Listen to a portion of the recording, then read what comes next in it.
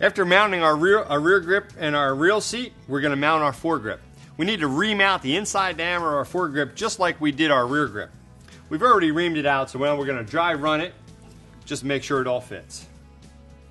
Fits perfect. Yep. JL's mixing up some 2-part epoxy, the same epoxy that we used to mount our rear grip, our reel seat, and now we're going to mount our foregrip. Here you go, it's about all mixed up now, ready to go. Thank you.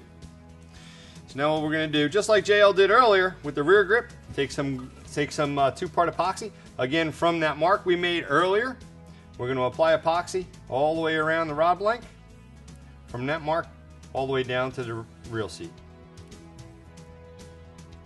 Now, make sure to apply plenty of glue here, because if you notice in the front of the reel seat, there's a little bit of cavity there that we need to fill with the 2-part epoxy. And the way we're going to do that is when we force our reel seat down, it's going to force that glue down. So now we're going to take our foregrip, we're going to slide our foregrip down. As we get to the epoxy, begin to turn it. And you notice it's kind of globbing up a little bit of epoxy there. That epoxy actually will work its way right into the reel seat. Whatever comes out is fine. We'll go ahead and clean that up afterwards. What we're going to do now is peel off the tape. And again, the tape will remove a lot of the excess epoxy from the reel seat.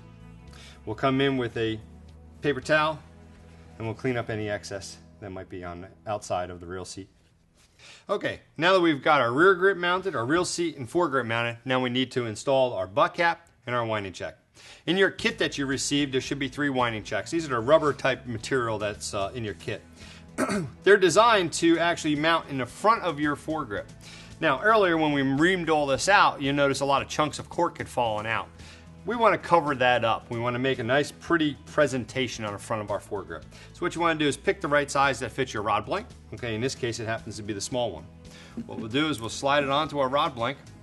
And when we slide it on, we want to make sure to cone side up. Stand your rod blank up.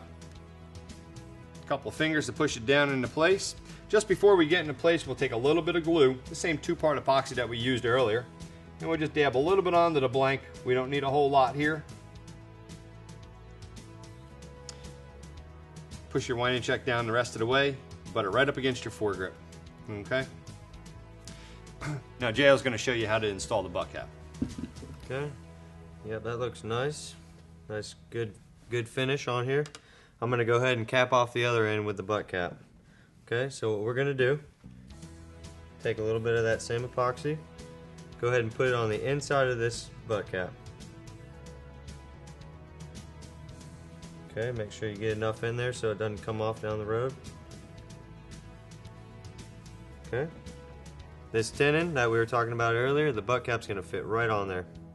Give it a few spins just to ensure that it gets epoxy all in there. Okay, I got a little bit of glue on here. Not a problem. Go ahead and wipe that off. Handle's just about finished now. Okay, nice snug fit. Now, I'm going to go ahead and double check our spine one last time, just in case we ever knock this reel seat out of place or anything like that. Okay, so line it up perfectly with my spine mark. Go ahead and set this in the corner of the room.